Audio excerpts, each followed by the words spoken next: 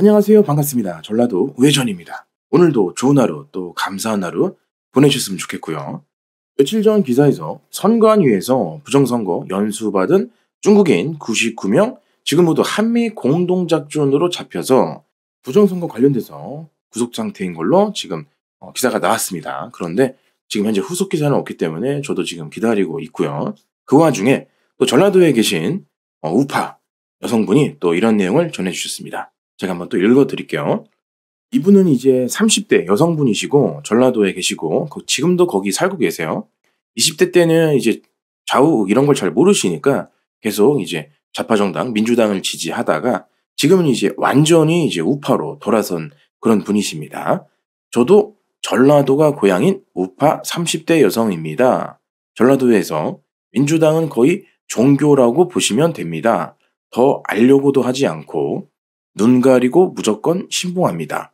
심지어 전라도 목사님들도 좌파예요.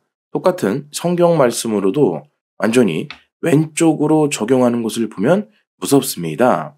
광주에서 직장 다닐 때 무조건 노조, 의료계통이나 민주노총 산하 가입해야 하는 그런 분위기에서 못 모르게 가입했는데 반강제 하루 날 잡아서 노조 교육 들으러 가야 했었고 당연히 노동자의 권리 증진에 대한 내용인 줄 알았습니다.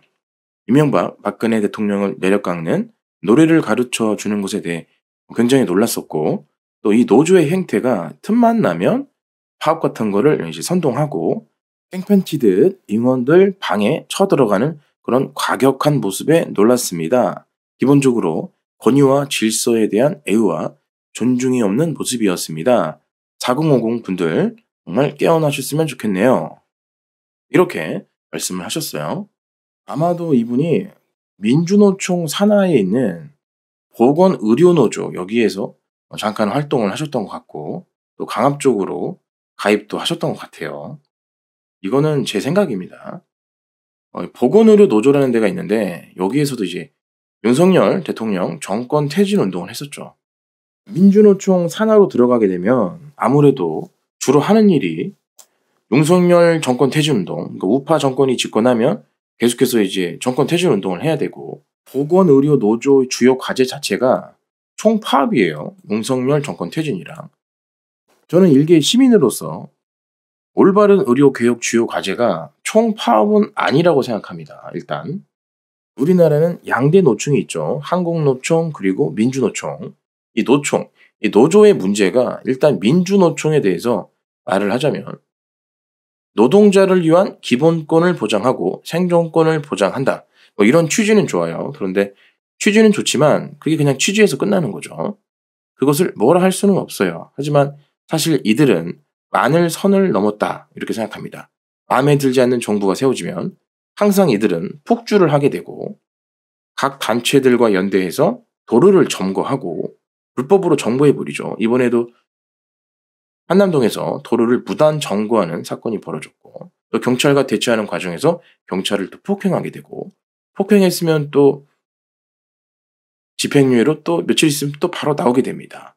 법원, 민주노총, 경찰 뭔가 연결되어 있는 커넥션을 느끼지 않을 수 없고 더 중요한 거는 이들은 또 시민들의 눈치도 보지 않고 거의 무력 집단이다, 무례배다, 상식이 통하지 않는다, 몰상식이다. 저는 개인적으로 이렇게 생각을 하고 있습니다.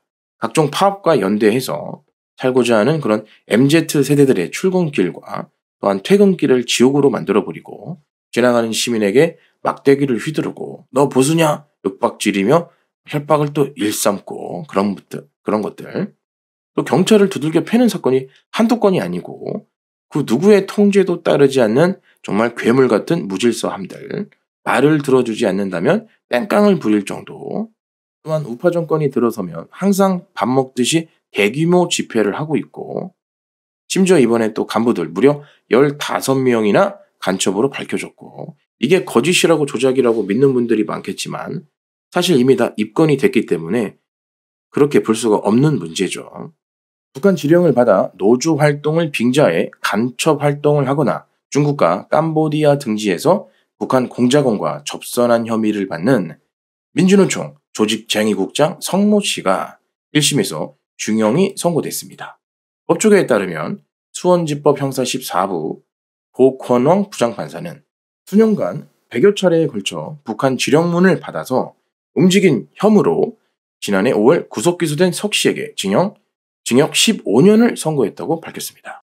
지령문 수신 보고문 발송 이런 것뿐만이 아니라 평택 미군기지, 오산 공군기지, 주요 활주로 그리고 미사일 포대 등을 촬영한 영상, 사진 이런 모든 것들 국가 기밀 탐지, 수집한 사실 등 모두 다 유죄로 인정이 됐어요. 또한 증거에는 각종 내밀한 자료가 담겼죠. 2017년부터 석 씨 등이 캄보디아, 베트남 등지에서 북한 공작원과 접선하고 그 모습을 국가정보원 수사관들이 촬영한 채증 영상이 포함되어 있고 2018년부터 공작원 등과 주고받은 그런 지령문, 보고문, 스마트폰에 포렌식으로 선별된 파일까지 전부 다 담겼다고 합니다. 저도 개인적으로 보면은 이 젊은 세대는 사실 민주노총에 완전히 저는 등을 돌렸다 이렇게 생각을 합니다. 앞으로 민주노총의 미래는 저는 없다고 생각해요. 민주노총이 하는 말을 먼저 믿기보다 자료와 팩트를 가지고 그 경중을 따져보면 민주노총과 민주당은 반국가 세력이고 국가 전복 세력이다 이렇게 생각을 안 할 수가 없어요. 감사합니다.